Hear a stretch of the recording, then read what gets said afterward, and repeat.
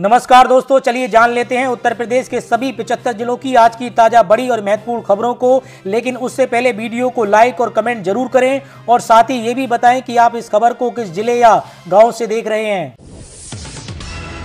परिवार की सहमति के बिना नहीं होगा marriage registration, Allahabad high court के आदेश के बाद नए दिशा निर्देश जारी। उत्तर प्रदेश में परिवार की सहमति के बिना गुपचुप तरीके से विवाह कर उसका पंजीकरण कराना आसान नहीं रहेगा, क्योंकि इलाहाबाद हाई कोर्ट के आदेश के अनुपालन में आईजी निबंधन ने विवाह में पंजीकरण को लेकर नए अंतरिम दिशा निर्देश जारी किए हैं।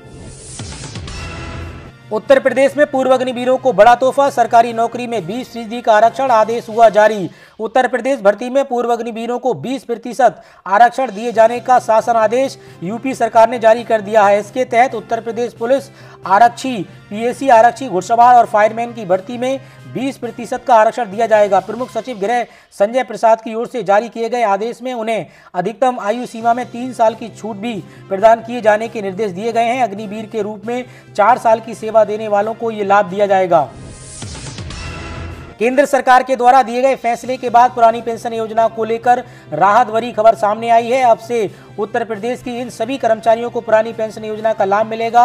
हाल ही में केंद्र सरकार के द्वारा दिए गए फैसले के बाद शासन ने निकायों में 28 मार्च 2005 से पहले निकले नोटिफिकेशन के आधार पर नौकरी पाने वालों को पुरानी पेंशन देने का फैसला किया है।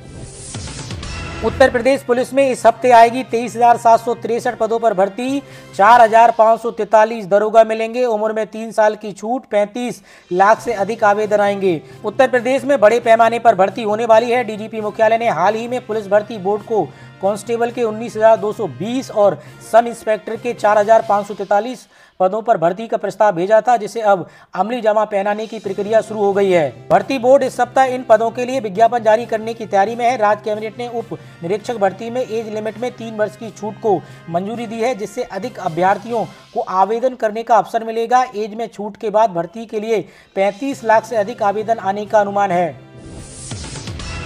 जनवरी 2026 से लागू हो सकता है 8वां पे कमीशन। केंद्र की मोदी सरकार की तरफ से 8वें वित्त आयोग के लिए हरी झंडी मिल चुकी है। माना जा रहा है कि 1 जनवरी 2026 को 8वां वित्त आयोग लागू हो जाएगा। इसके लागू होने से सरकारी कर्मचारियों को बहुत फायदा होगा।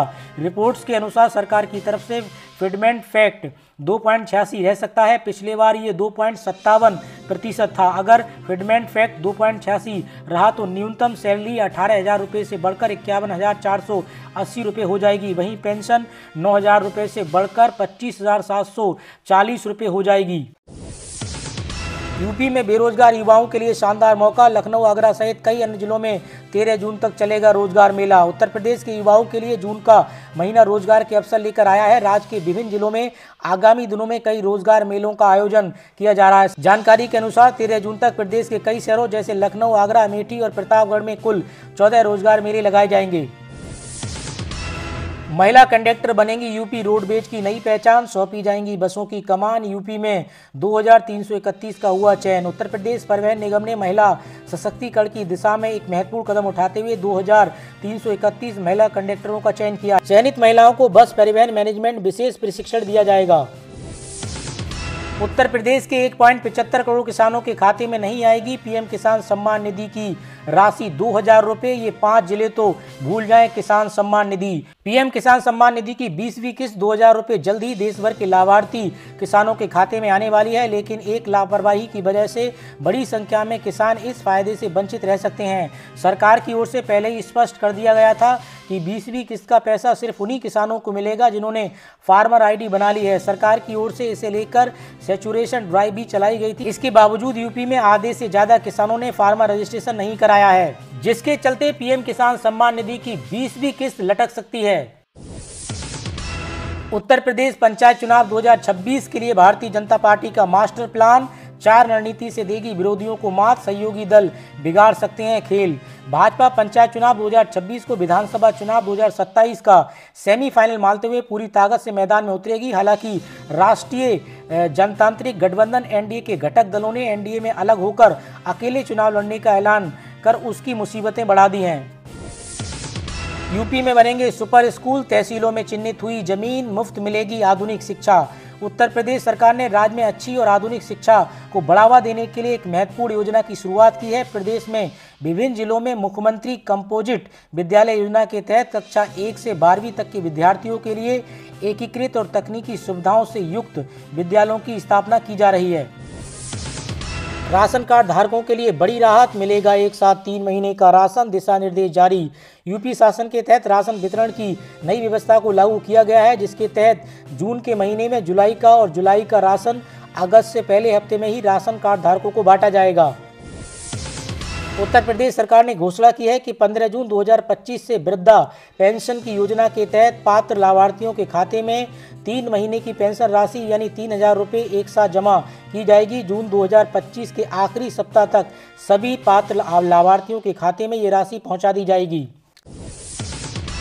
सपा चीफ अखिलेश यादव बोले, 2027 में यूपी से बीजेपी की विदाई तय, जनता ने लिया संकल्प।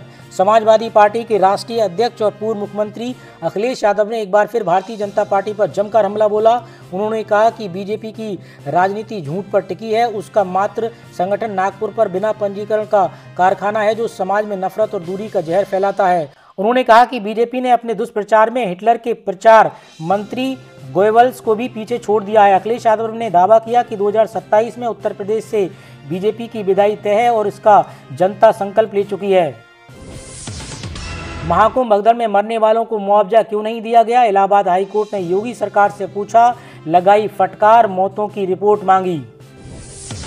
यूपी में पंचायत चुनाव जीतो, विधायकी का टिकट पाओ, कांग्रेस का ऐलान। 403 विधानसभा सीटों पर तैयारियां शुरू।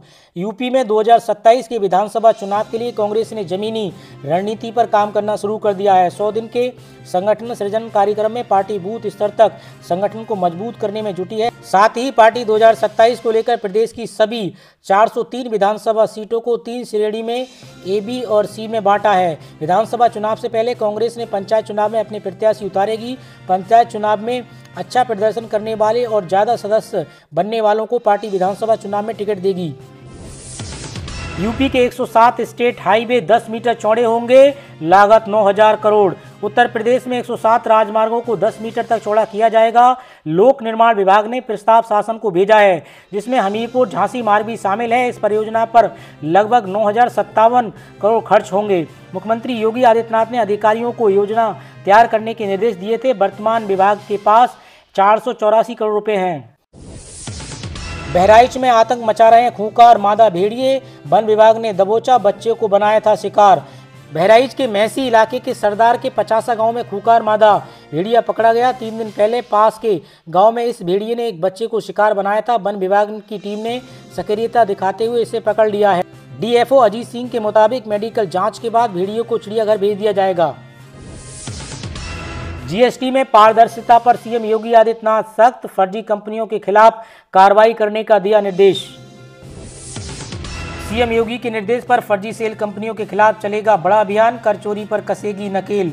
मुख्यमंत्री ने कहा कि कर चोरी एक राष्ट्रीय अपराध है और इससे राज्य की विकास योजनाओं तथा लोक कल्याणकारी कार्यक्रमों पर प्रतिकूल असर पड़ता है। उन्होंने स्पष्ट कहा कि गुड्स एवं सर्विस टैक्स जीएसटी उपभोक्ता आधारित कर प्रणाली है। इसके लिए जहां जनसंख्या घनित अधिक है वहां से अपेक्षाकृत अधिक कर प्राप्त होना स्वाभाविक है। उन्होंने अधिकारियों को निर्देशित किया है कि ऐसे जोन जहां कर संग्रहित औसत से कम है वहां विशेष रणनीति बनाकर कार्य किया जाए। उत्तर प्रदेश राज्य सड़क परिवहन निगम ने पुरानी डीजल बसों को इलेक्ट्रॉनिक वाहनों में बदलना शुरू किया। उत्तर प्रदेश के मुख्यमंत्री योगी आदित्यनाथ के निर्देश के बाद अब यूपी राज्य सड़क परिवहन निगम ने पुरानी डीजल बसों को इलेक्ट्रॉनिक वाहनों में बदलना शुरू कर दिया है। 10,000 में जमानत करा देता था गैंग, फर्जी कागजों से 700 को जेल से कराया रिहा। 7 आरोपी पकड़े गए। गाजियाबाद में पुलिस ने किया गिरोह का पर्दाफाश। उत्तर प्रदेश में पीएम मोदी के खिलाफ टिप्पणी पर हाई कोर्ट सख्त, कहा भावनाओं की शर्त पर संवैधानिक पद की गरिमा से समझौता नहीं। यूपी के वाराणसी में जेल से छूटने पर निकाला जुलूस, जाम लगने पर चौकी incharge suspend, 3 arrest, video viral. Blackmail, शोषण और 12.5 लाख की ठगी से टूट गई यूपी पुलिस की महिला सिपाही, फांसी लगाकर दी जान। लखनऊ के मड़ियाल थाने में तैनात 27 वर्षीय महिला सिपाही ने आत्महत्या कर ली। परिजनों का आरोप है कि अमरोहा निवासी सत्यम नामक युवक ने उसे ब्लैकमेल कर शारीरिक शोषण किया और 12 1.5 लाख करोड़ रुपए ऐंठ लिए। मृतक का शव 27 मई को फंदे से लटका मिला। पुलिस ने दंतवंत के खिलाफ गाजीपुर थाने में एफआईआर दर्ज कर जांच शुरू की है। उत्तर प्रदेश में फिर आसमान से आग बरसने लगी। हीट वेव का कहर यूपी के कई जिलों में देखा जा रहा है। भारतीय मौसम विभाग की ओर से मिले ताजा अपडेट के मुताबिक अगले 2 दिनों में यूपी के पूर्वी और पश्चिमी दोनों ही संभाग के कई जिलों में भीषण गर्मी का कहर दिखा है। इस दौरान आसमान से आग बरसने लगी है। कई जिलों में तापमान 45 डिग्री सेल्सियस तक भी जाने की संभावना है। अल्लाह के नाम पर खुद की दे दी कुर्बानी। बकरा ईद पर अधेड़ ने खुद का गला रेता, सुसाइड नोट पर बताया कारण। यूपी के देवरिया में एक सनसनीखेज मामला सामने आया, जहां बकरा ईद पर शनिवार को गौरी बाजार थाना क्षेत्र के उधोपुर गांव में एक सनसनीखेज वारदात हुई। एक व्यक्ति ने कुर्बानी के नाम पर खुद का गला रेत लिया। गंभीर रूप से घायल व्यक्ति को बीआरडी मेडिकल कॉलेज गोरखपुर में भर्ती कराया गया, जहां इलाज के दौरान उसकी मौत हो गई। उसके पास एक पत्र मिला जिसमें अल्लाह के रसूल के नाम से कुर्बानी देने की बात लिखी गई। समाजवादी पार्टी के सांसद जियाउर रहमान बर्क को बड़ी राहत। इलाहाबाद हाई कोर्ट ने 15 मई के आदेश पर लगाई रोक। तो दोस्तों, उत्तर प्रदेश की आज की खबरों में इतना ही। और खबरें जानने के लिए आप यूपी न्यूज 92 के साथ जुड़े रहिए।